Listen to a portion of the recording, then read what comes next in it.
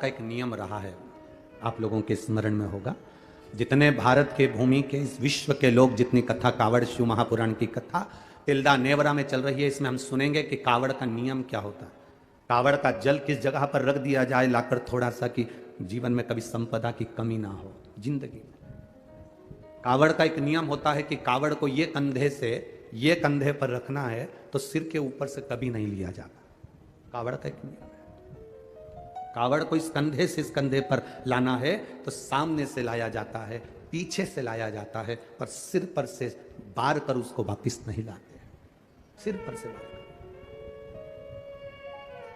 कावड़ का एक नियम होता है, जिस नारी का, जिस व्यक्ति की संतान नहीं होती है, उसको कावड़ यात्रा करने से पहले अपनी गोदी में धान चावल को भरना पड़ता है।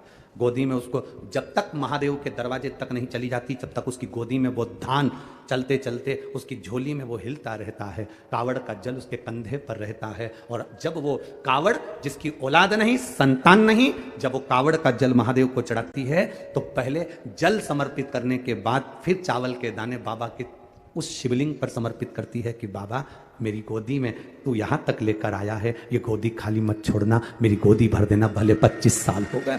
कावड़ यात्रा का नियम है, सिर पे से बार कर वापिस नहीं आती, सम्मुख से कावड़ निकल जाती। हमने पहले भी कथा में कहा, रायपुर की कथा में भी कहा और भाटापारा में भी कहा था, विषम परिस्थिति में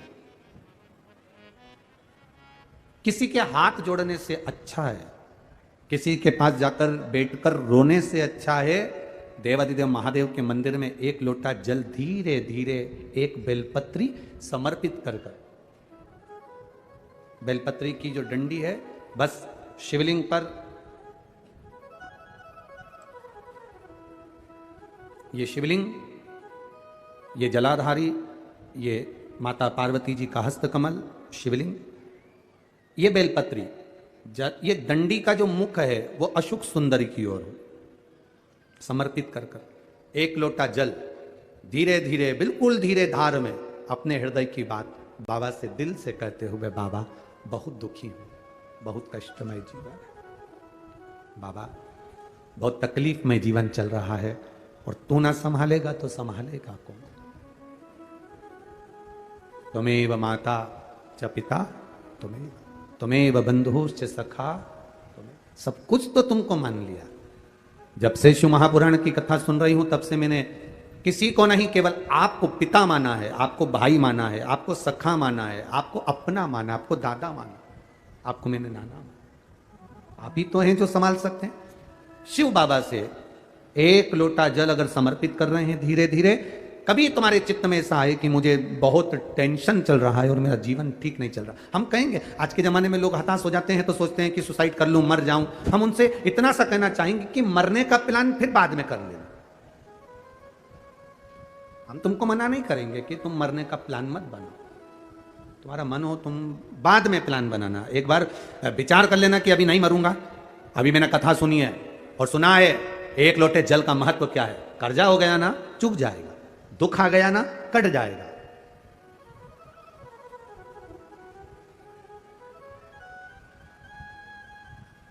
कर्जा भी हो गया तुम कटेगा, मिटेगा।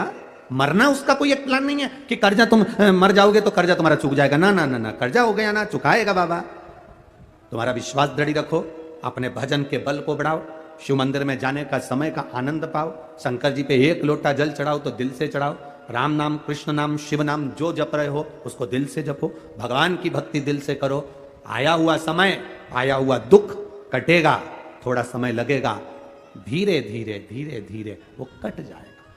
वो बर्तन होता है ना बहुत काला हो जाता है तो उसको माताएं रगड़ती है, वो साफ नहीं होता तो फिर क्या करते हैं उस बर्तन को? अगर बर्तन साफ नहीं हो ना तो फिर उसको क्या करते हैं? उसमें छाछ भर देती है, दही भर देती है, नींबू लगाकर छोड़ देती है, खट्टी चीज से वो साफ हो जाएगा। तो थोड़ा अगर समय लग रहा है और लगे कि तुमको कि ये ठीक नहीं हो रहा है तो समझ लेना कि भगवान ने भी कोई छाछ भर दी होगी, भगवान सुन क्यों नहीं रहा, भगवान ने भी कोई दही भर दिया होगा, ये समर क्यों नहीं रहा, ये ठीक समय आ क्यों नहीं रहा, आएगा। थोड़ा बाबा पर भरोसा रखो, विश्वास रखो, सारी समस्या का हल एक लोटा आप बाबा को समर्पित करो। बोल बम का नारा है, बाबा एक, उसके सहारे जियो ना। हम क्यों संसार वालों के सहारे जियो? तमिलनाडु के एक छोटे से गांव में नंदनार रहा करता, शिव का भक्त था। जरूरी नहीं कि शंकर का भक्त होगा तो बहुत पैसे वाला होगा या बहुत धनपति होगा या बहुत वैभवपति होगा।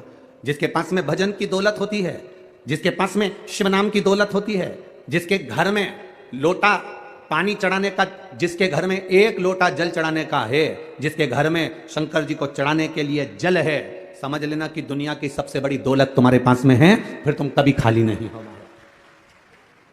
जिसके घर में तिजोरियां भरी हो, जिसके घर में अलमारियां भरी हो, जिसके घर में वस्त्र भरा हुआ हो, जिसके घर में अनाज भरा हुआ हो, और उसके घर का एक व्यक्ति भी अगर शंकर के मंदिर में जाकर एक लोटा पानी नहीं चढ़ा सकता, समझ लेना कि यह पूर्व का आज काट रहा है, पर जब दूसरी बार इसका जन्म होगा तो यह दरवाजे पर किसी के भिक्षा मांगता हुआ खड़ा होगा, पर यह भगवत भजन में कहीं नहीं रम पाएगा।